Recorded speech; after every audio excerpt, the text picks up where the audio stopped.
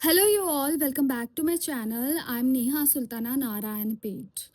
And in today's video, I'm going to explain one of William Shakespeare's earliest and most delightful comedies.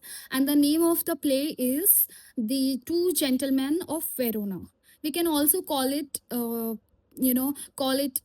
as drama as well. Okay, so before we begin this story, let us first understand a little background about this play, because whenever we understand the background of a literary work, the story automatically becomes much easier to follow. Okay, so today, yes, The Two Gentlemen of Verona was written during the early years of Shakespeare's career. Okay, most probably between 1589 and 1593.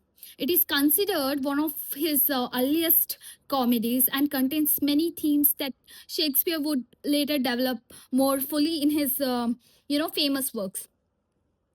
Although this play is classified as a comedy, it is not merely about humor and entertainment or laughter. Okay, it explores friendship, love, loyalty, betrayal, forgiveness, personal growth, and the complicated choices that people make when emotions begin to overpower reason. Okay, so at its heart, the play asks a very interesting question.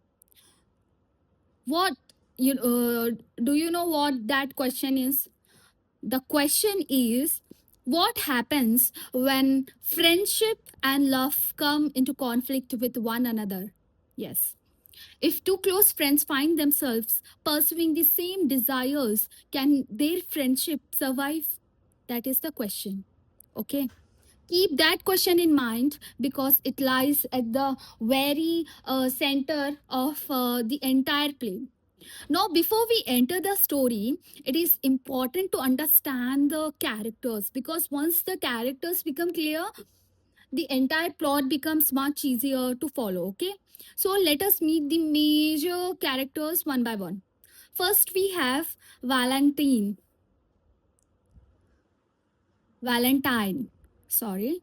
So here, Valentine is one of the two gentlemen mentioned in the title, right? Uh, so he is intelligent, adventurous, confident, and ambitious. Okay, at the beginning of the play, he believes, that traveling, learning, and gaining experience are far more valuable than falling in love. Yes, that was the thought process of Valentine. Okay, he did not believe that falling in love is greater than experiencing the things around him, or traveling, or learning. Okay, he gave more importance to traveling, learning, and gaining experience, okay, rather than falling in love. Next, we have Proteus. Proteus. Proteus. Okay, Proteus is Valentine's closest friend. Okay, so these are the two gentlemen. Who? Proteus and Valentine. Okay, so these two Proteus is Valentine's closest friend. Unlike Valentine, Proteus is deeply in love from the very beginning. Okay, he appears sincere, romantic and devoted. But as the story unfolds, we discover that he's not always as constant as he seems. Okay, so now we have came across that Valentine's closest friend is Proteus. Okay, and Proteus, the guy is already in love, deeply in love. Okay, not just love, he's deeply in love. And apart from that, he is sincere, he's very romantic, and he is devoted. Okay, this is the character of Proteus. Then we have Julia. Okay, who is Julia? Julia is a girl, first of all. Okay, Julia is one of the most admirable characters in the play. She is intelligent, faithful, courageous, and deeply attached to Proteus. Okay? Her loyalty remains one of the strongest qualities in the entire story. Next comes Sylvia. Okay? Sylvia is the daughter of the Duke of Milan. She is beautiful, graceful, intelligent, and highly respected. Valentine falls in love with her, okay? And she soon becomes a central figure in the plot. We also have the Duke of Milan. The Duke is Sylvia's father, as I mentioned earlier, okay? Like many powerful fathers in Shakespeare's plays, he wishes to control his daughter's future and decides whom she should marry, okay? Then there is Turio, okay? Turio. Thurio, Turio.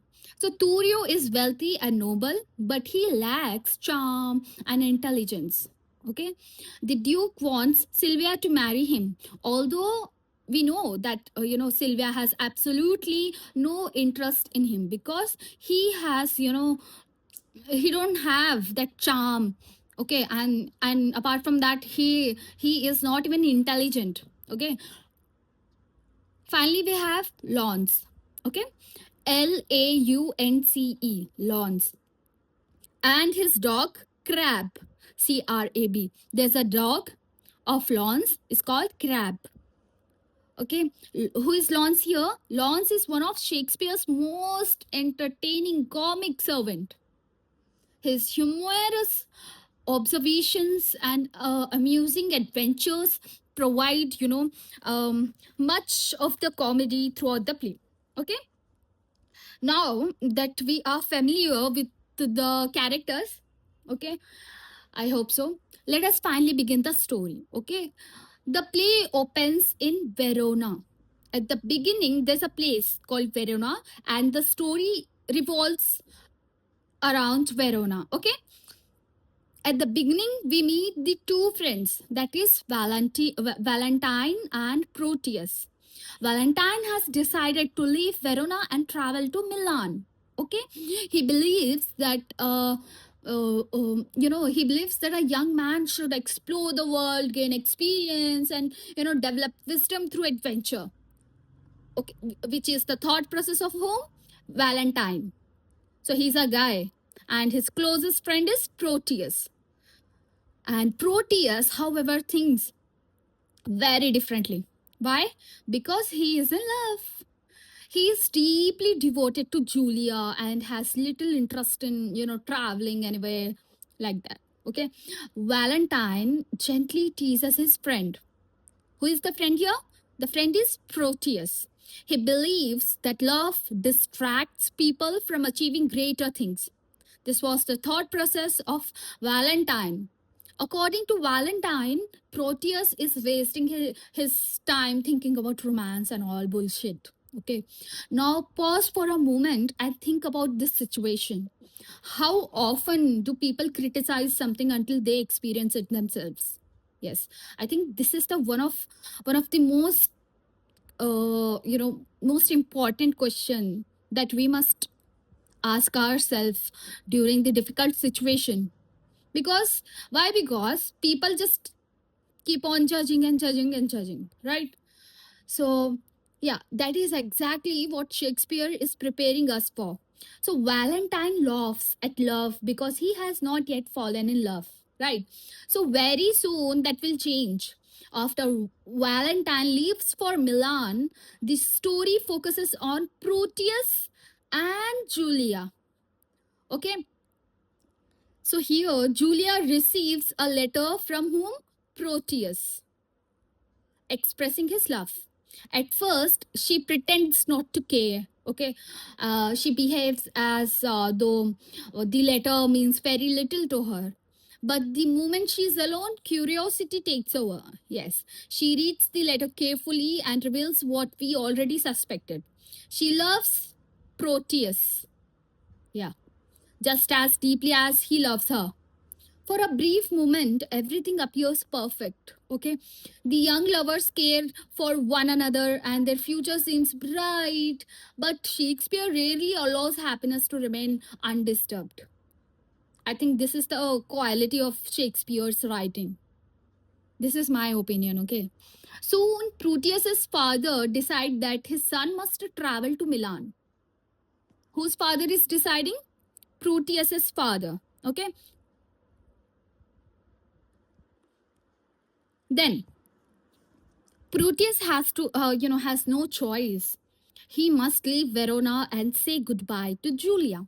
Before departing, he promises that he will remain faithful to her. And Julia believes every word. At this point, there is no reason for her to doubt him. However, Shakespeare now introduces the conflict that derives the entire play. When Proteus arrives in Milan, he reunites with Valentine. Yes. When Proteus arrives in Milan, he he reunites with Valentine. But something remarkable has happened. The same Valentine who once mocked love has now fallen deeply in love with Sylvia. Okay? Now, please allow me to ask you a question. Let me ask an interesting question. Isn't it iconic? He was saying bullshit against love, that people should people should go for traveling, gain experience, this that blah blah blah blah blah. Okay, no, that person itself is in love. So isn't it ironic? The man who once claimed that, love was foolish has become completely devoted to a woman. Shakespeare, what he often enjoys showing how quickly human beings change when emotions enter their lives, right? So Valentine tells Proteus all about Sylvia.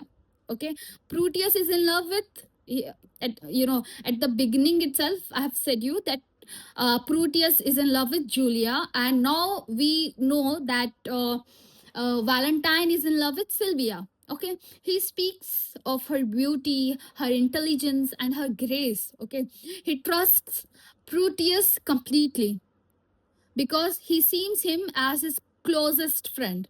So Proteus listens carefully, and then something unexpected happens. Yeah, the moment Proteus sees Sylvia, who Sylvia. He falls in love with her.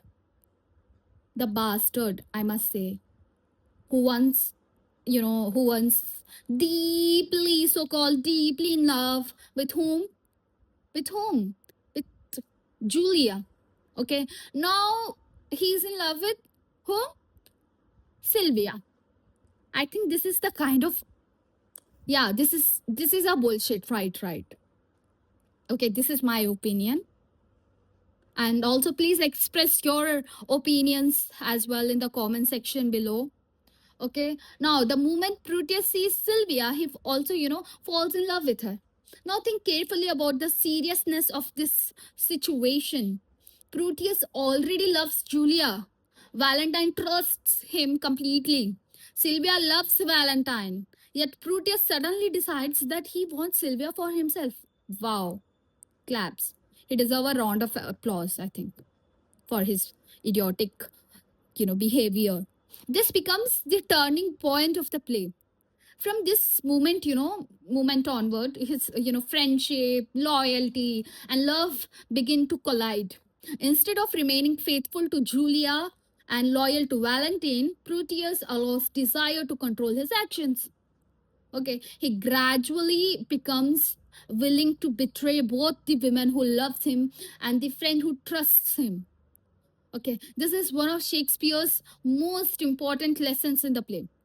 Strong emotions are not always noble. Think about it. Sometimes they lead people towards selfishness, quote unquote. As Proteus becomes more obsessed with Sylvia, he begins looking for ways to remove Valentine from the picture. Yes. At the same time, Valentine and Sylvia are making plans of their own. And the Duke wants Sylvia to marry Turio. But Sylvia is already in love with whom? Valentine. And then Sylvia, strongly opposes this idea because she loves Valentine. So therefore, Valentine and Sylvia secretly decide to run away together. So Valentine trusts Proteus completely and tells him about their plan. And now ask yourself this question: what should a true friend do in this situation? Protect his friend or betray him for personal gain? So, unfortunately, Proteus chooses betrayal. He informs the Duke about Valentine's escape plan. Yes, Valentine's and Sylvia's. He informs Sylvia's father, that is Duke of Milan, okay, that these two are escaping and do something. Okay, the Duke becomes furious. As a result, Valentine is banished from Milan. In a single moment, Proteus has destroyed the happiness of his closest friend. Yes. This act represents one of the greatest betrayals in the play. Okay. Meanwhile, Julia remains in Verona. She begins to worry about Proteus, and this idiotic person is behind now Sylvia, and his letters becomes less frequent. Okay, his affection appears to be fading. To whom? To Julia. Okay. Eventually, she decides that she cannot simply wait and wonder. She must discover the truth for herself. Okay. And here Shakespeare introduces one of the most interesting episodes in the play, that Julia disguises herself as a young man and travels to Milan. She completely changed her appearance to a man, that to a young man, and she travels to Milan where Proteus is there. Okay, and now think about how courageous this decision is.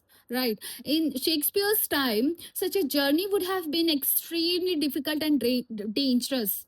Yet Julia is willing to take this risk because her love is genuine. When she arrives in Milan, she discovers something heartbreaking, that Proteus has transferred his affection to Sylvia.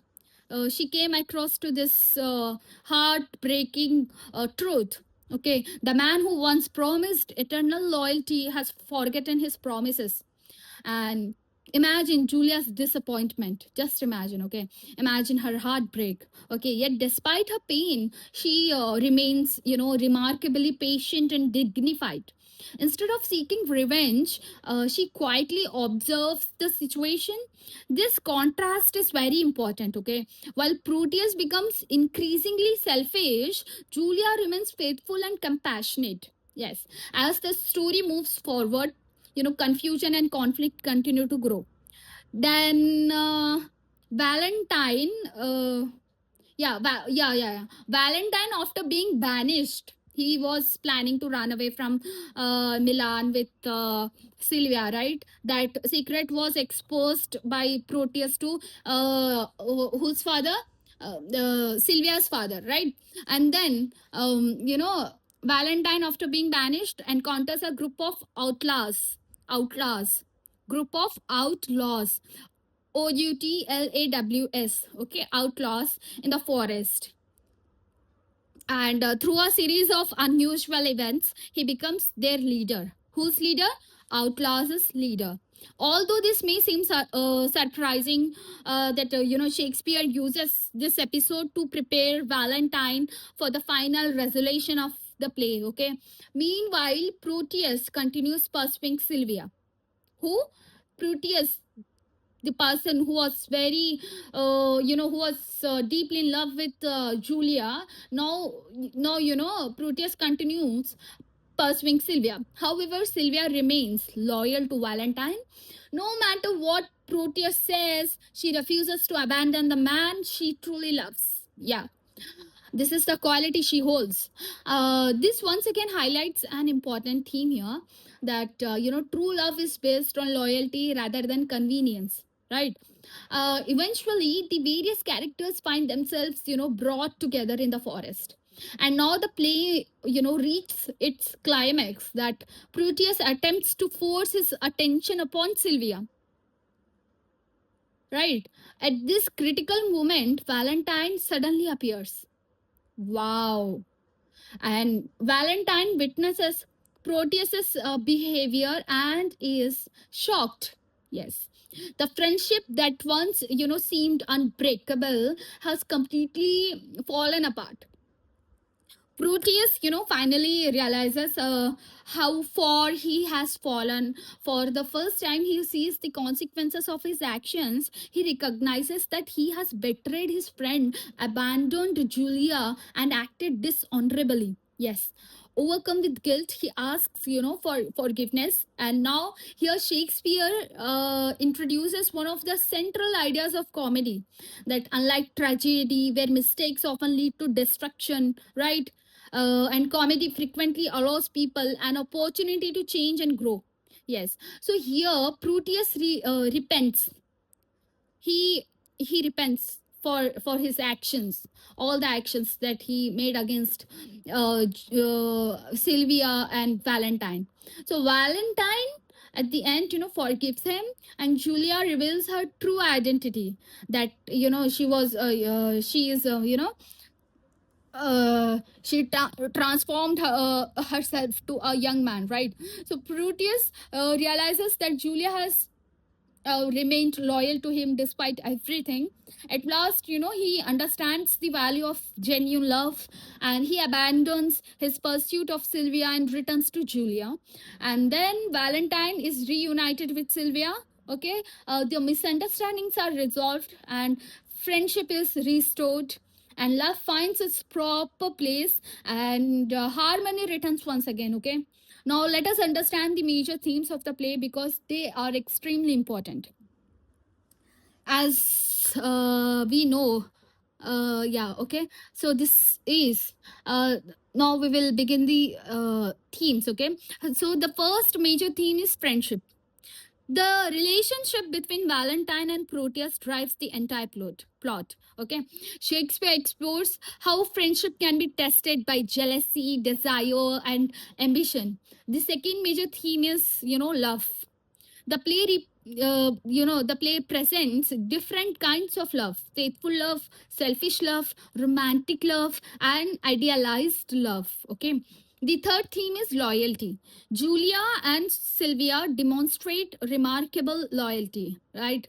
These two women were very loyal to their partners, unlike Proteus. Okay, while Proteus struggles to remain faithful. Yes. The fourth theme is betrayal. So here, Proteus's betrayal of both Valentine and Julia creates much of the conflict. Right. The fifth theme is forgiveness at the end. One of the most important message in the play is that people are capable of recognizing their mistakes and seeking redemption. Right. Now let me ask one final question. Who is the true hero of the play? Many people immediately think of Valentine. Some chooses Proteus because he eventually changes. Okay. But a strong argument can be made for Julia, right? Why? Because throughout the entire story she remains loyal, courageous, and patient and compassionate. Okay, even when she is hurt she does not lose her dignity, and that makes her one of the most admirable characters in the play.